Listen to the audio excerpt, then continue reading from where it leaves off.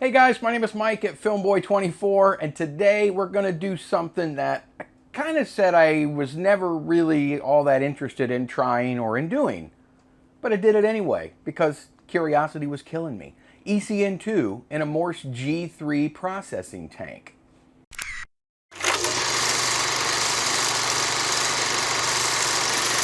That's right.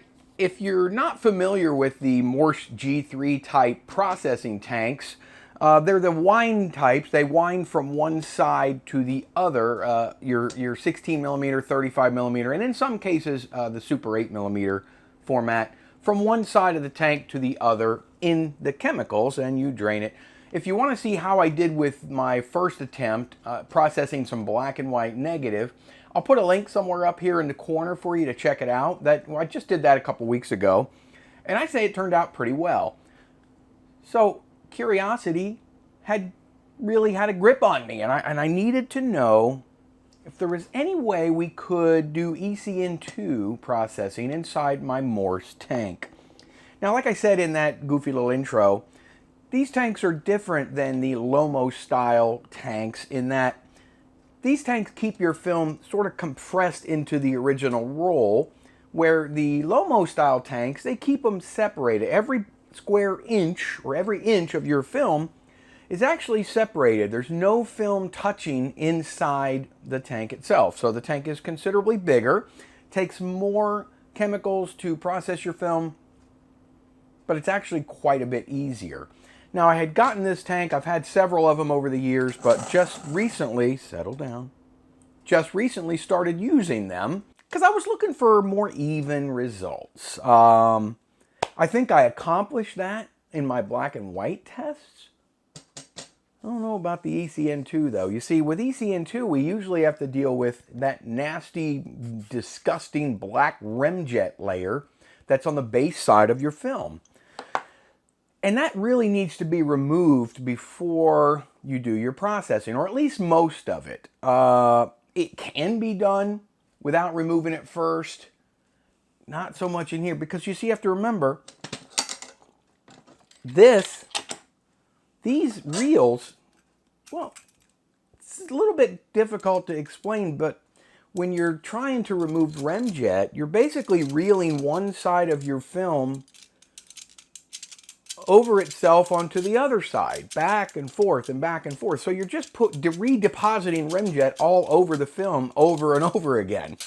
So the key, at least I thought, to this test would be somehow to try to get all of the Rem-jet or most of the Rem-jet off and get it to stay in the liquid part of the tank without reeling the film back over to the other side and thus pulling all the Rem-jet back into the interworkings of the film. So I knew I was only going to wind it one time through, and I read in the manual that sometimes if you have this anti-halation backing, they recommended kind of putting a cloth or a sponge over this little roller in here.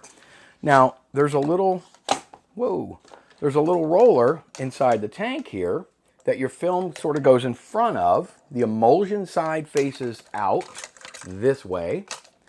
So if you're doing reversal film, and you could pop open your re-exposure window and you re-expose the film. I actually forgot to, it's wet inside there because as you'll see in a second, I had to submerge this. Need to leave that open and let it dry out. So what I ended up doing was I cut a little piece of sponge. I had a brand new little sponge, just a normal kitchen sponge, and I placed it in between the window and this little roller. And my theory was to put the film in between the sponge and the window. So when I wound it, the Rem-jet is on the base side of the film, and the base side is in, so when I wound the film one time in my Rem-jet chemical mixture, it would run it across that sponge. Now, of course, my fear was the sponge is going to fill up rather quickly, and then it's just going to start smearing, and it's going to end up on the other side anyway.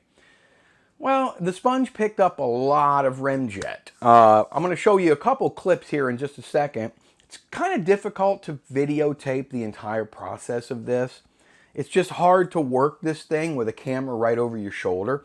I did get some, so I'm going to show you a couple of clips of how I fill the tank and how I wound it. And when we come back, I'll tell you exactly the process I used you know, how many times, the times that I used and whatnot. And then we're going to take a look and see if we got any images at all. Here's a little bit of the video.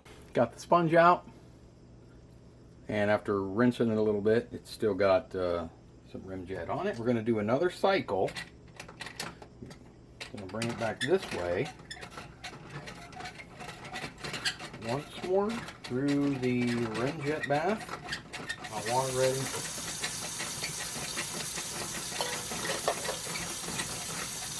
Oops, all right, I've lost my cork here.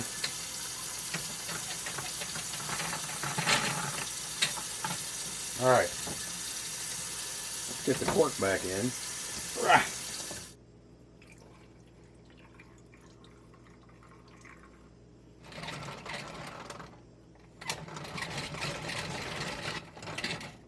There we go. Black. Look at that Rem-jet.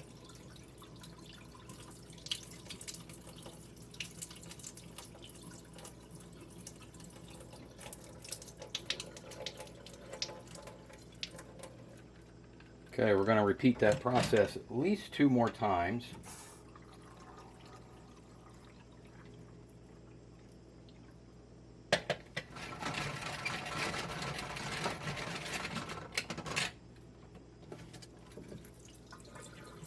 More Rem-jet. Look at that. Black. Black.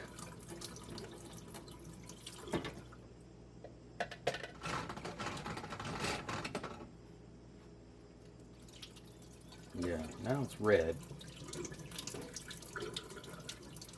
That's interesting. Rem-jet done. Okay, got the Morse down in a water bath. We got our timer just off screen.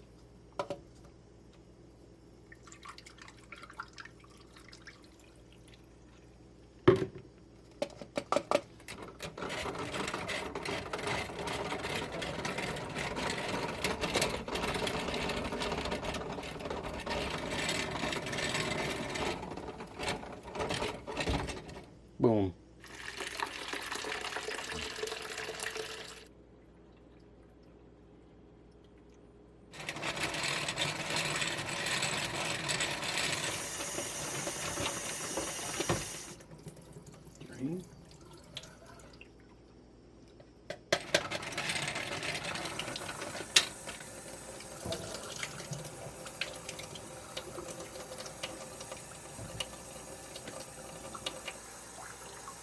All right, we're full.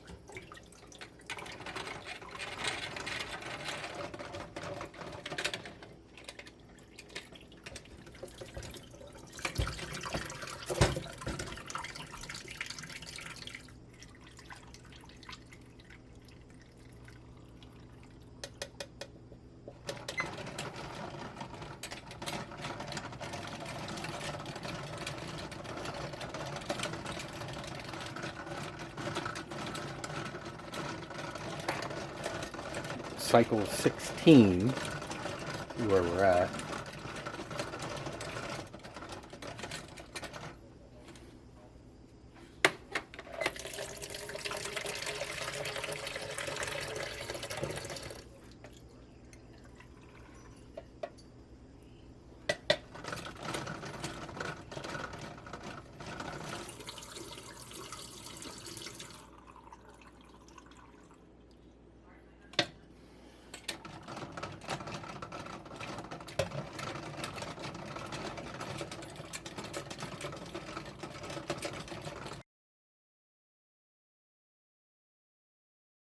And there you have it. It's a lot of work. I mean, be ready if you're going to attempt to use one of these little Morse tanks because it's very wrist heavy, arm heavy. I forgot to mention, I did shoot just a few days ago. I shot this old roll of Vision 2 250D in my Krasnogorsk 3 Super 16 modified camera just in my backyard. I figured that would be a good way to test, to see, because the footage was not important whatsoever. It was just garbage footage, the trees and that. So here's what happened. With my first video, with my black and white film, I sort of self-calculated about 3 times the amount of time inside the chemicals, because your film isn't always in contact with the chemicals. Most of its life inside this Morse tank is touching itself. It's inside the tank and it's wound onto one side or the other. So I kind of wondered if that theory might work with ECN-2 processing. So what I did with ECN-2 was I decided I would submerge this tank in the right side, as you saw, in the right side sink basin, with my water temp at around 108 degrees Fahrenheit, the water temp inside the basin, to sort of warm it up and keep the chemicals hopefully at their 106 degrees Fahrenheit temperature inside. So I poured in the developer and I decided maybe 3 times, because a lot of your film really isn't touching the chemical all that much. So maybe 3 times. You look at 3 minutes roughly for ECN-2 processing. So I thought maybe 9 minutes. So I did 8 what I call cycles. A cycle for me is winding from one side, from this side of the tank to this side. So in other words, spooling down the film one time is a cycle. At least that's my word for it. So I did 8 cycles. 1, 2, 3, 4, 5, 6, 7, 8. You always want to do even numbers back and forth, because then there is an even number of times that the film comes off and comes back on. So it should be a more even amount of time that the entire length of film hits the chemicals. That came out to right about 9 minutes, which I thought was great. So I drained it. As you could see, I did a vinegar and warm tap water stop bath. I then washed it with regular warm tap water for a couple minutes. Then I did my bleach. And by the way, I did all my own ECN-2. It was a home brew. I mixed everything up myself. So then it was time to bleach. Now your bleach step is typically about 6 minutes at 106-ish degrees. Now it's not quite as temperature sensitive as your developer. That's the most important part of your entire process, is your developer. So with 6 minutes, I kind of thought, well, 3 times, that's 18 minutes, and we'll go from there. So I did 16 cycles, because I'm around 1 minute and 15 seconds, sometimes a minute, sometimes 1 minute 15, and it came out to about 19 minutes when I finished, roughly. And I figured, okay, that's about right. Drained it, I washed it again with plain tap water, and you could see hopefully in the previous video that I showed, that the drain waters were always really tinted different colors. The colors really baffle me, and I'll get to that in 1 second. So now I'm at the fixer. So I did 106 degrees, and I usually fix with ECN-2 for about 5 minutes, 15 minutes. So I did 14 cycles. 1, 2, 3, all the way. This is where it got, I've never seen this before in all my years of film. When I drain the fixer, which goes in tinted a little or relatively clear, maybe tinted depending on how many times you've used it, came out neon, like neon blue, like radioactive blue. I'm baffled at what happened. I've never seen that much blue in any of my color film attempts. So I was a little dejected at the time, and I rinsed it a little bit. I did a rinse or 2 with plain water. And then I opened the top and I lifted the 2 reels out, and I look, and the base of the film, or the outside of the film, was almost completely blue. And then I flip it over and the emulsion was like a gold color, which I know you're not going to be able to really see it, but that's the emulsion. And the emulsion is actually kind of shiny, which is unusual. I've developed a lot of this ECN-2 and especially a lot of this old Vision 2 250D, and have never seen that happen before. In fact, I'm wondering if the base, yeah. Again, I'm not positive if you can see this. The base is actually blue. Really weird. If you know, or if that's happened to you, or if you're aware of what may have happened, let me know. Leave me a comment down the bottom. So anyway, with my deject at seeing that, I was almost ready to just pull all the film off, call it a day, throw it in the trash, and be done with it. Because when I just kind of started pulling some of it out and looking at it, I didn't really see much of anything. I decided I had been working on this way too long. I decided to go ahead and finish the job. I mean, I was almost done anyway. I decided to give it a few rinses and really clean off the fixer and just wash the film like crazy. Then I added my distilled water, a little bit of photo flow, and I did 4 or 5 cycles through that. Squeegeed it real good with my fingers onto a reel, and I hung it to dry. Well, when I hung it to dry, I started seeing images on it, and actually the images were somewhat clear. So as the film continued to dry, I noticed the images were kind of coming to the forefront. So I got a little bit excited, wondering if maybe there was some way we could work with this a little bit. So without too much more of this, don't expect the world, and I'm not positive if I'm ever going to try ECN-2 in this ever again. Didn't come out great, but I will show you what I got. Here it is.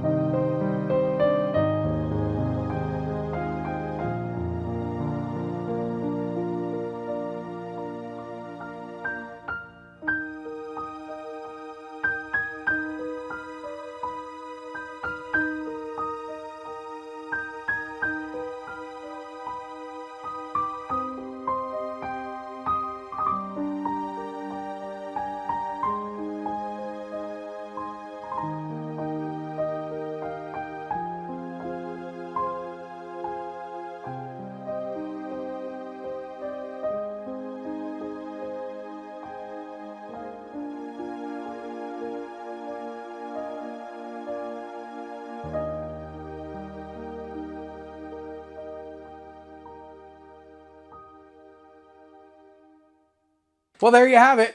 Again, it's not perfect. I maybe would have spent a little more time washing and cleaning and squeegeeing a little better and getting the water spots off and this and that.